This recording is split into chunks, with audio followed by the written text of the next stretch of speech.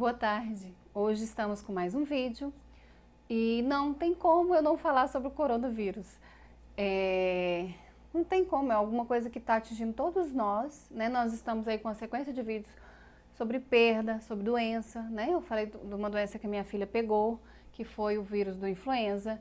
E hoje surgiu um novo vírus, que é o vírus do coronavírus, e eles são muito similares, o vírus do H1N1 com o vírus do coronavírus. Então, não tem como eu pular esse tema. Eu sei que é um tema que já está cansativo, toda hora a gente ouve falar dele, mas eu gostaria de falar dele na perspectiva psicológica, né? Como reagir a uma situação dessa? O Brasil nunca enfrentou, na verdade, eu acho que o mundo nunca enfrentou uma doença assim, desde a Idade Média, né? Uma doença que acarretou sequelas para o mundo inteiro. Todos os países, né, ou a maioria deles, estão enfrentando essa doença, né? O Brasil, 2 dias atrás tinha 240 casos, hoje tem 600 e poucos casos. Então, assim, realmente uma doença que está alastrando de uma forma muito rápida.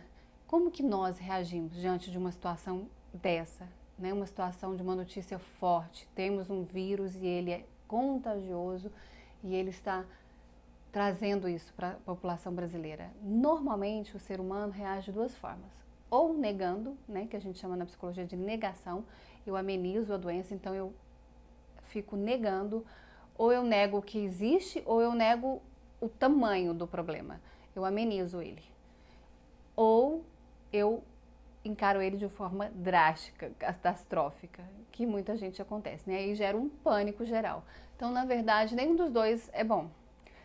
E temos o meio termo, que é aqueles que entendem o problema, encara ele de uma forma grave, de uma forma séria, porém não se desespera, que é o lugar onde que nós temos que ficar. A maioria das pessoas que se desesperam, normalmente já tem um pano de fundo para isso. São pessoas ansiosas, ou são pessoas que já têm mais dificuldade, no nosso caso do coronavírus, de saúde, pode ter alguma comorbidade, que é uma outra doença, tipo uma diabetes, ou alguma outra doença, que traz um pouco mais de ansiedade do que uma pessoa que está saudável, que encara como algo simples isso tudo, né? Na verdade, não tem nada de simples, porque simples a gente não estaria com as escolas fechadas, simples a gente não estaria com metade da população não trabalhando. Então, esse vírus não é simples. Então, não adianta negar. Nós não temos que entrar nesse âmbito da negação, de achar que não tem nada acontecendo. Sim, está acontecendo, tem um vírus, ele é grave, ele é sério, porém, o mundo não vai acabar desde que a gente se programe, né? Desde que a gente faça aquilo que as autoridades estão pedindo, desde que a gente se conscientize e busque fazer o nosso melhor. Então, aqueles que podem, né, e já foram orientados para estar em casa, que fiquem em casa, né? Atualmente está liberado o pessoal da área da saúde, o pessoal da área da alimentação, né, para estar trabalhando. Isso não é uma medida drástica para aqueles que estão achando que ainda é drástico. Isso é uma medida de segurança para que não haja propagação do vírus. E por que a gente tem dificuldade de aceitar? Nós temos dificuldade de aceitar as regras, né? Assim, quando elas são impostas. Por que eu tenho dificuldade de ficar quieto na minha casa? O governo está pedindo para eu ficar quieta na casa, né? E as pessoas têm dificuldade. Porque a gente tem, na maioria das vezes, dificuldade com autoridades, de aceitar regras, de aceitar autoridades. Se eu quisesse ficar na minha casa, eu ficaria, mas porque alguém está me mandando, eu tenho dificuldade de ficar na minha casa. Então, o que a gente pode fazer? Em primeiro lugar, estar em casa, não assistindo o tempo todo notícias sobre o vírus. Porque aí você vai para aquela mentalidade que eu falei, que é uma mentalidade mais catastrófica, né? De achar que o mundo vai acabar, que realmente nós vamos morrer, que todo mundo vai pegar o vírus. Isso se alimenta com esse tanto de notícia. Então, o ideal é que você escolha um momento do dia para ver, ou pelo menos 2 momentos do dia para ver. Por exemplo, na hora do almoço, que é a hora que passa a maioria dos jornais, e na noite, para você ver como que está a atualização dessas notícias. E não ficar ouvindo isso o tempo todo, porque isso gera ansiedade. Aqueles que têm tendência à depressão, gera depressão. O isolamento, né? A maioria das pessoas agora estão ficando em casa, isoladas. Então, aquelas pessoas que têm tendência à depressão, têm tendência a desenvolver mais um momento depressivo, né? De achar realmente que a vida é difícil. Então, já são pessoas que já têm uma base.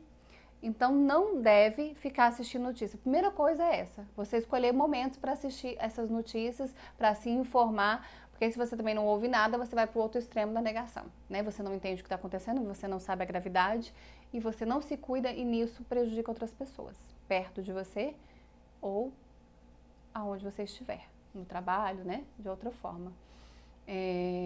Então, como que faz então se eu estou nesse nível de ansiedade muito grande, exagerada e de uma forma já pensando que tudo vai dar errado? Em primeiro lugar, você tem que confrontar esse pensamento com um pensamento realístico. Olha só, no caso mais grave, que foi lá na China, todo mundo morreu? Não, nem todo mundo morreu.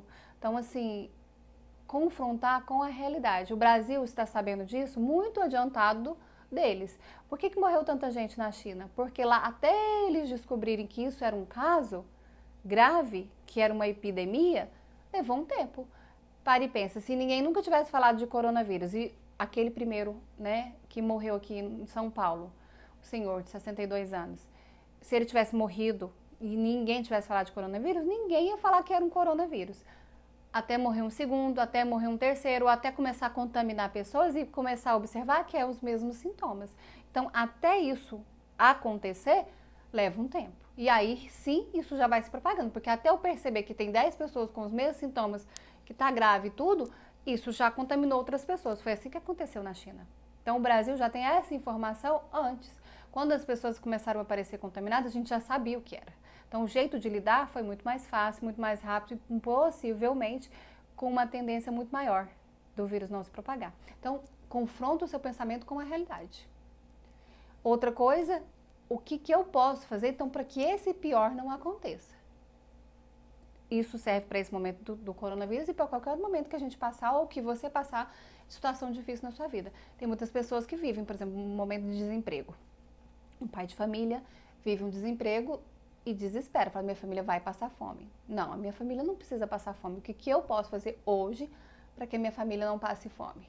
Então, em primeiro lugar, vou procurar um outro emprego, vou economizar esse acerto, né? E não gastar ele todinho, porque eu acho que o mês que vem vou arranjar emprego. Não, você não sabe se vai arranjar emprego no mês que vem.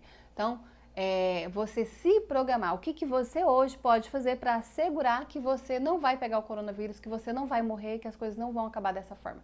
Você pode ficar em casa, você pode lavar as mãos, você pode tomar todas as medidas de segurança que o Ministério da Saúde está nos orientando, certo?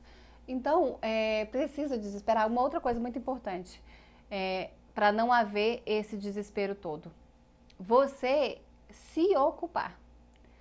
Tanto criança como adulto fica em casa parado e fica muitas vezes sem ter o que fazer ou sem saber o que fazer. Então, procurar um livro saudável para ler, né? Procurar um programa de televisão que não fale do coronavírus, procurar um filme, uma série para quem é jovem, né? Criança, adolescente, mas assim, muito importante você mesclar tudo isso. Você não ficar só com lazeres passivos, que a sua mente fica só absorvendo lá, parada na televisão.